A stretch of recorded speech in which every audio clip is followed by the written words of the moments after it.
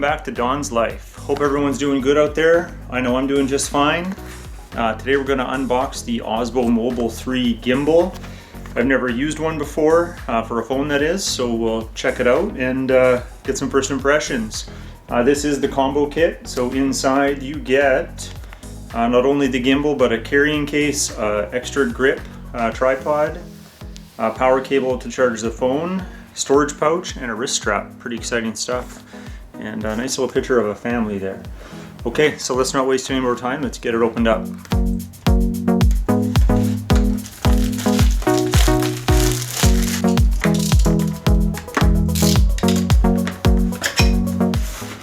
Okay, so first off, we have some accessories here.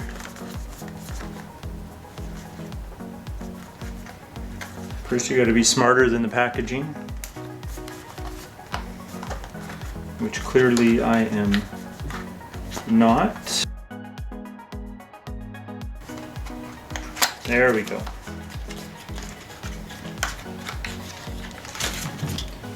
Wrist strap, storage pouch,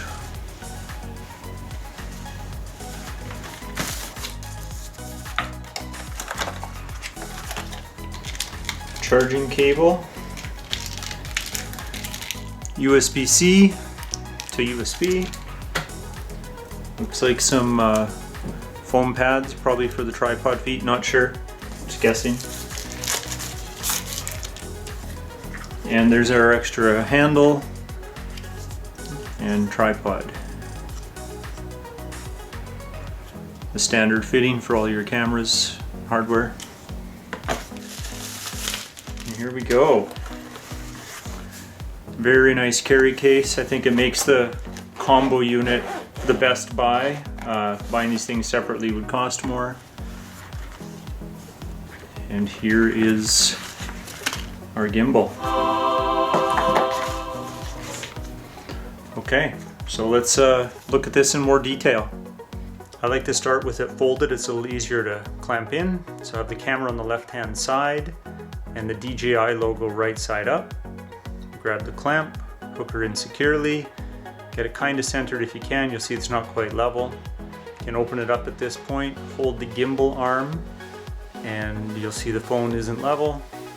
So we're going to slide it over ever so slightly to get it centered. There we go, pretty balanced. And on the back, you want to make sure that this clamp is centered, and then in portrait mode, the phone should balance as well.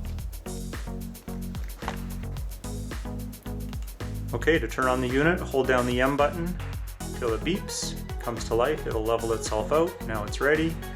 And just the reverse steps to turn it off. Hold down the M button, it'll turn off, and it'll put the phone in the remove position. This is how you fold it all up. There's these little notches that keep everything centered, including the DJI clamp. They're nice and secure, ready to put away. To check the power level, press the M button when the unit's off. Just one quick press and you'll see what your battery power is at. This is full. With the unit on, you press the M button twice to rotate from portrait and landscape modes. Pretty straightforward. You can also use the M button to access the quick menu. This is a user configured setting. Otherwise you'd have to use the touchscreen.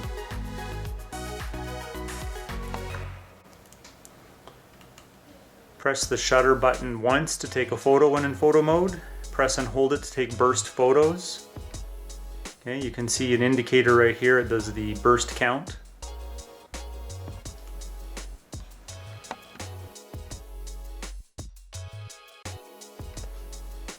In video mode, you press the shutter button to start recording, and you can see your microphone level right there.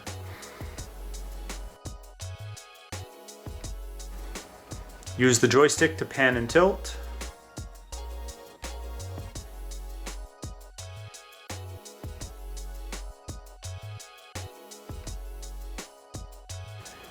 To zoom, use the slider on the left-hand side with your thumb.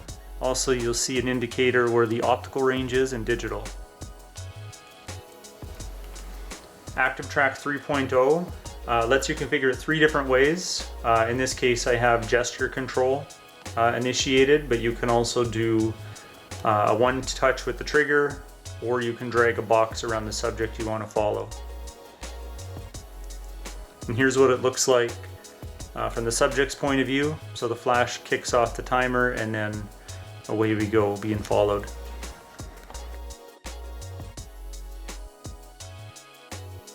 A new feature with the Osmo Mobile 3 is the trigger. In this case I have it used for tilt lock, which only the pan axis will follow me, but you can do FPV, where pan, tilt, and roll follows the subject, or you can do follow, which is just pan and tilt axis follow.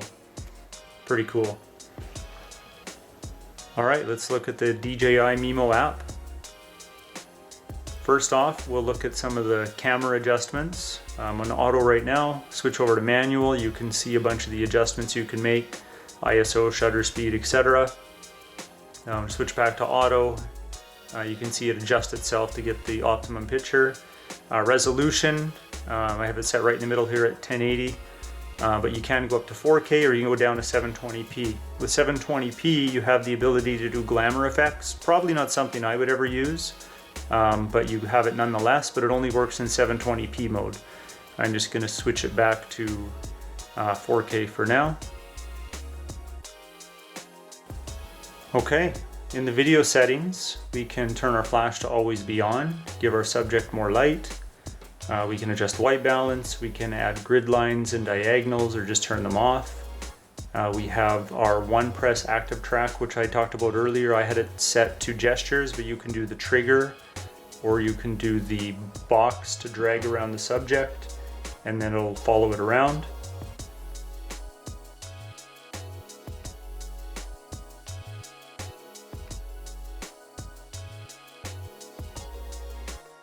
In our gimbal settings, we have following modes. So we have the regular follow, we have tilt locked, which I showed you before, FPV. We also have our sports modes available to us. With sport mode, it enables you to move the gimbal a lot faster with quick movements and it'll keep up. We have our zoom speeds, pretty straightforward. As you start to go through all these settings, you'll see that they're really just adjustments that you can make on the controls depending on how sensitive you want them to be, how they're going to work for you in different situations. Personally, I like the M button configuration. I like the quick menu. That way I don't have to reach up and touch the screen each time I want to make changes. I can just press the M button and get to the menu. On the right side, you can see we have all of our different camera modes, whether it be time-lapse, hyperlapse, slow motion, you name it. But there's one here I wanted to show you, and that's panoramic. So it takes 9 pictures and stitches them all together. So 2, 3, 4, 5, 6, 7, 8, and 9. Processes that image, stitches it together perfectly, and there you go. There's a stitch picture. Story mode, kind of neat. Don't know if I'd use it all the time, but for Instagram and things like that, I think it's pretty useful. You can see there's a whole bunch of preset options.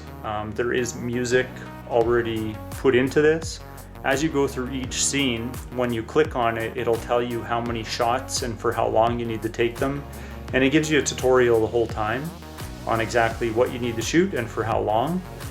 So let's check one out here that we can do a quick example. Nothing dramatic. We'll use the dog's toys here and see if we can put together. Let's do this one. Sports.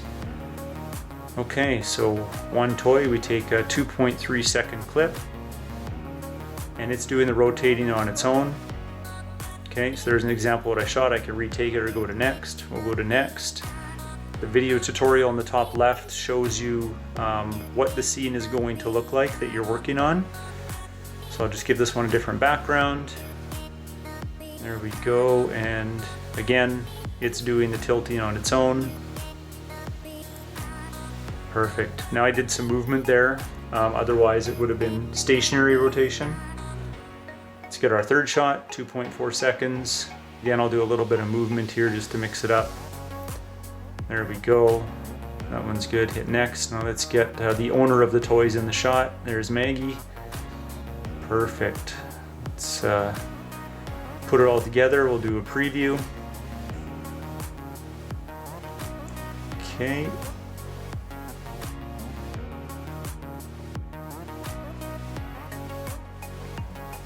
a little more exciting than just a plain video, and that's the idea. So let's have a look at the final product.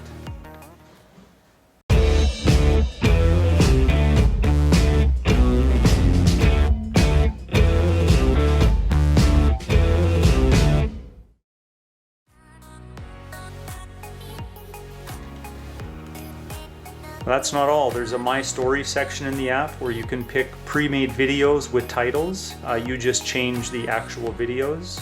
So let's look at an example.